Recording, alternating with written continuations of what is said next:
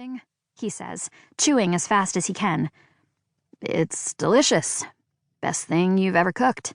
You should make it every week. Every day." I cringe. Archie couldn't lie convincingly to solve the Riemann hypothesis. Snatching at my own rice ball, I sample it. A bitter, acrid taste spreads across my tongue. No question about it. I burned the chicken. "But how?" I moan. "I only took my eyes off the pan for a second, I swear. One tiny little second." There was this fascinating article in this week's National Geographic about the authenticity of these 9,000-year-old masks from the Judean desert. Archie bursts out laughing, and I join in grudgingly. Maybe one of these days I'll stay focused enough to make the perfect meal. Just not today. He eyes another rice ball. "My sister. The only foodie account holder on Instagram who can't actually cook." For your information, the caterpillar post has already gotten 100 likes. I grab his arm as he reaches for another piece. "Don't. Really. The chicken's disgusting." "I kinda like it," he says loyally, even as he grimaces. "The flavor's interesting." I rock back onto the grass, shaking my head even as my cheeks go soft. What am I going to do without my brother? He leaves for Harvard in a few months, and already I'm dreading my final year in high school without him. It's bad enough that I'm the only student here who's not a science whiz. My dream is to take photos for National Geographic, not solve world hunger with a well-placed equation. My fledgling foodie account is a poor facsimile of what I hope to one day achieve. But more than any of that, Archie gets me. Losing a parent will do that to siblings. He's the one who picks up a pint of cookie dough ice cream from me on the rare occasions he remembers to go to the store. He listens to me agonize over whether to use yesterday or the day before when I'm posting on social media.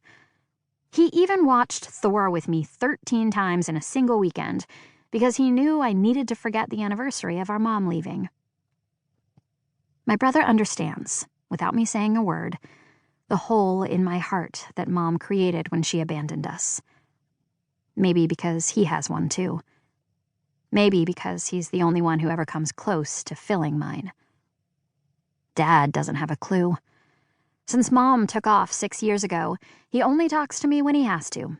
About dinner, the plumber, my allowance. It's almost like I lost both of them that day, instead of just her. My stomach tightens at the thought of my absentee parents, one literal and the other in practice. But I push away the sensation and toy with the carrot slices I carved into flowers this morning. You didn't come out of the basement for dinner last night." "Oh."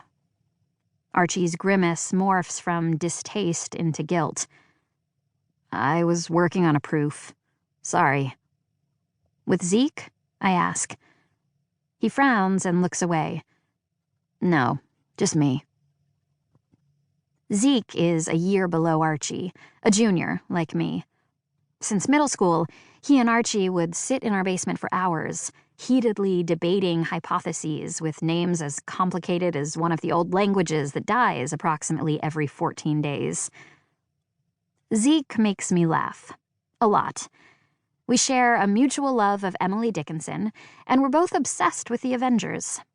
But more importantly, we both love my brother. He hasn't been around as often as he used to, and I can tell that's bothering Archie. "So, how is Zeke?"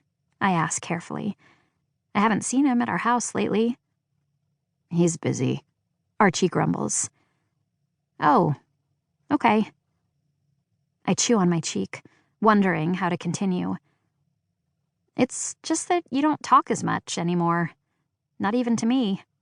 I thought maybe if you and Zeke..." "Don't worry about it," Archie says gruffly, dropping his eyes. "It's not your job." Damn it. I've embarrassed him. He might spend the bulk of his days in a science-induced